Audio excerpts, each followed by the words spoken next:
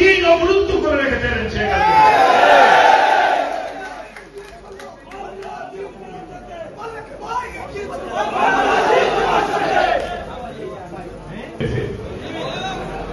ওরা তো অনেক কিছু জানে না।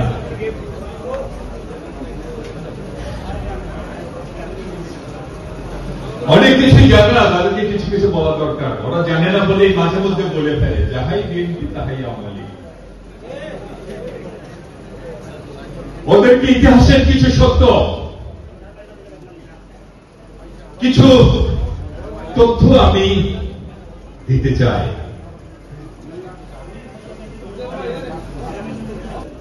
কেউ বলেন ইতিহাসের কৌতুক, আবার কেউ বলেন unexpected events in history.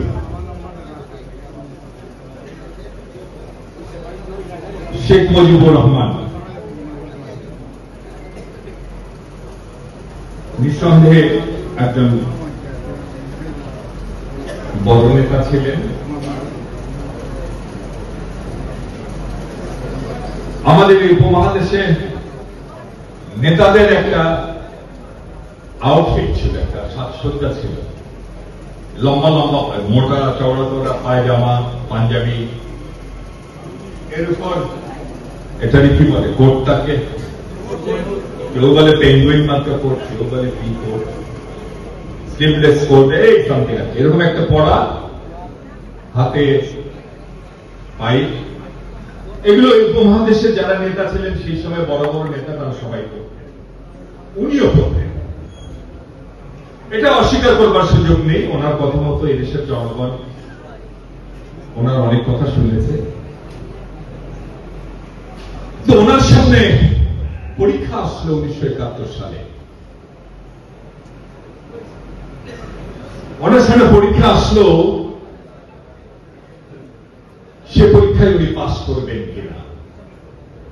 25 March রাতে আগে ওনার সামনে দুটি অপশন আসলো।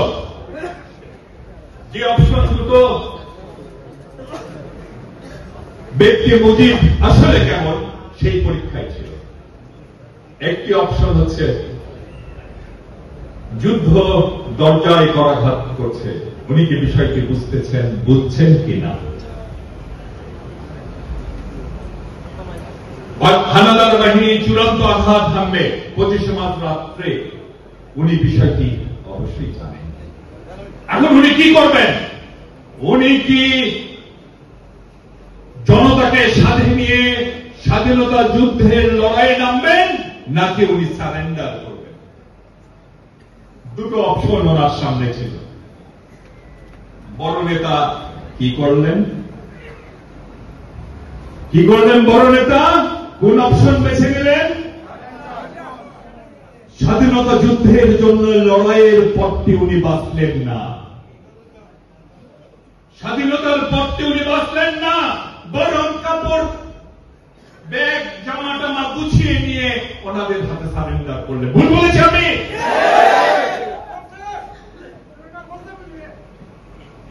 ঠিক তেমনি সময়ে একজন অখ্যাত মানুষ, আমি অস্বীকার করবো না, সেই সময় উনি অখ্যাতই ছিলেন।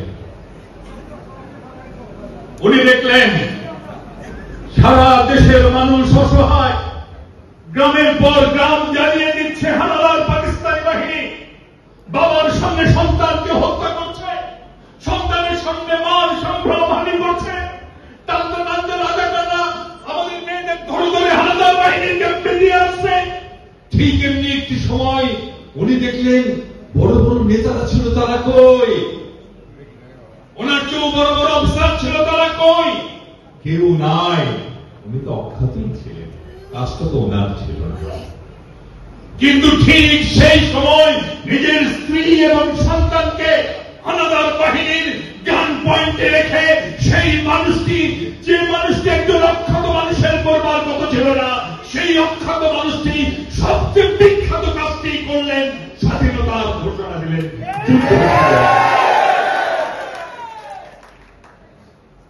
এটাই হচ্ছে ইতিহাসের কৌতুক।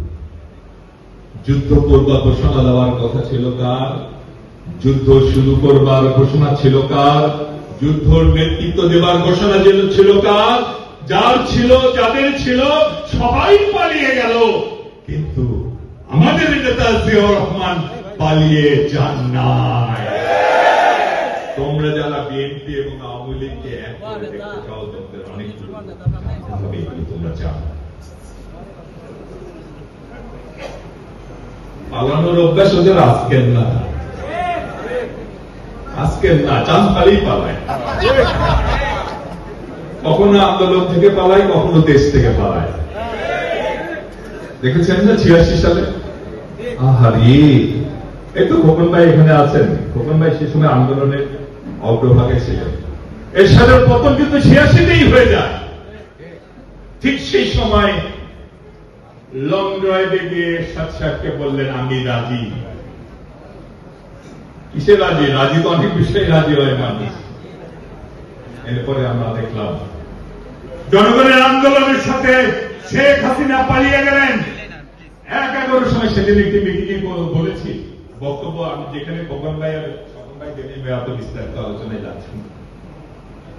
11 সময় বেগম খালেদা জিয়াকে বলা হলো, আপনি প্রধানমন্ত্রী হবেন, আমরা ব্যবস্থা করছি। আমি বেগম খালেদা জিয়া বললেন, জনগণের ভোট ছাড়া ক্ষমতা বিএনপি কখনোই বিশ্বাস করে না। ওরা বলেছিল, আপনার 2 সন্তানকে হত্যা করবো যদি আমাদের সাথে না আসেন। উনি বললেন, আমাদের সন্তান, আমার সন্তানকে আপনারা হত্যা করতে পারেন, আমি 16 কোটি মানুষের মাঝেই আমি আমার সন্তানকে খুঁজে পাব। কিন্তু সে একই প্রস্তাব, যে প্রস্তাবটাকে বেগম খালেদা জিয়াকে দেওয়া হলো, বেগম খালেদা জিয়া তাদের গেট আউট করে বের করে দিয়েছিলেন। সেখানে যারা ছিল তারা সবাই জানে, দেখেছে কি মিথ্যা করে সেদিন বেগম খালেদা জিয়া তাদের তাড়িয়ে দিয়েছিলেন। তার কারণ তারা একটা অন্যায় প্রস্তাব, যে প্রস্তাব এদেশের মানুষের বিপক্ষে, সেরকম একটি প্রস্তাব দিয়ে বেগম খালেদা জিয়ার কাছে গিয়েছে। অথচ একই প্রস্তাব সানন্দে গ্রহণ করে ওই পালিয়ে যাওয়া নেত্রী হাতে মেহেদি মেখে লাফিয়ে লাফিয়ে সেদিনও কিন্তু পালিয়ে গিয়েছে।